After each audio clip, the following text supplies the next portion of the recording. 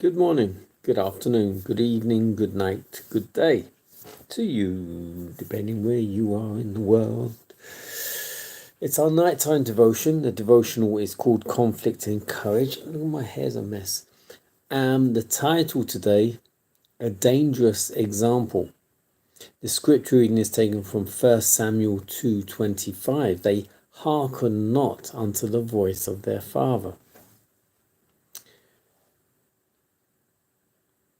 Eli was priest and judge in Israel. He held the highest and most responsible positions among the people of God. As a man divinely chosen for the sacred duties of the priesthood and set over the land as the highest judicial authority, he was looked up to as an example, and he wielded a great influence over the tribes of Israel. But although he had been appointed to govern the people, he did not rule his own household. Loving peace and ease, he did not exercise his authority to correct the evil habits and passions of his children. Rather than contend with them or punish them, he would submit to their will and give them their own way. Instead of regarding the education of his sons as one of the most important of his responsibilities, he treated the matter as of little consequence. The priest and judge of Israel had not been left in darkness as to the duty of restraining and governing the children that God had given to his care. But Eli shrank from this duty because it involved crossing the will of his sons and would make it necessary to punish and deny them. The curse of transgression was apparent in the corruption and evil that marked the course of his sons. They had no proper appreciation of the character of God or of the sacredness of his law. His service was to them a common thing. From childhood, they had been accustomed to the sanctuary and its service. But instead of becoming more reverent, they had lost all sense of its holiness and significance. The Father had not corrected their want of reverence for his authority, had not checked their disrespect for the solemn services of the sanctuary, and when they reached manhood, they were full of the deadly fruits of skepticism and rebellion.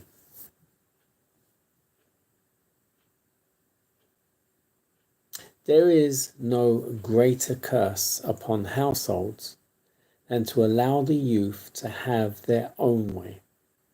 When parents regard every wish of their children and indulge them in what they know is not for their good, the children soon lose respect for their parents, all regard for the authority of God or man, and are led captive at the will of Satan.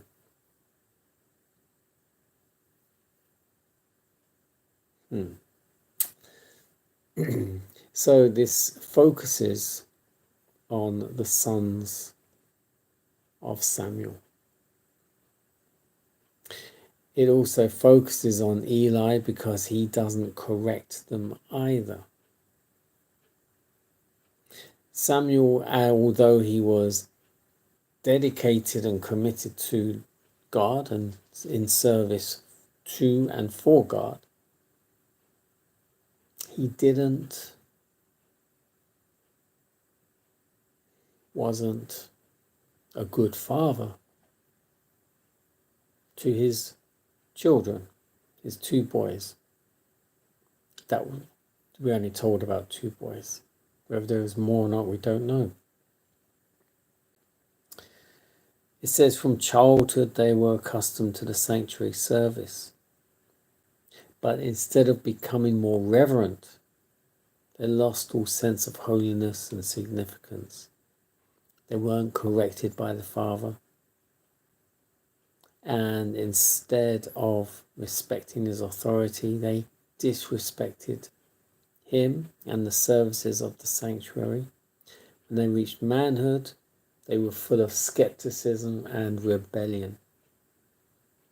And then it brings it home where it says there's no greater curse upon households than to allow the youth, our children, to have their own way. When parents regard every wish of their children and indulge them, when we spoil our children and give them everything they want or want to do, they don't respect their parents. They don't respect us if we allow them to. And in not respecting us, of course, they lose respect out of any kind of authority. That would be for God or man. And they do have problems as they get older, especially in the workplace. And ultimately, they would be led down the wrong path, as it would say, in captive to the will of Satan.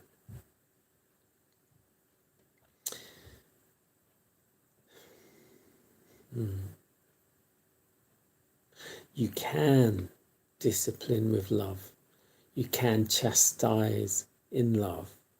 You can punish in love. You don't need to be harsh. You don't need to be rough. You can do it in love.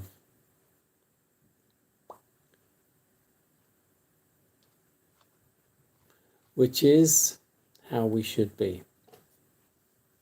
Rebuke in love.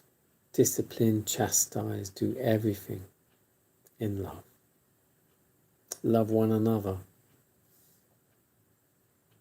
just as he loves us. God bless you.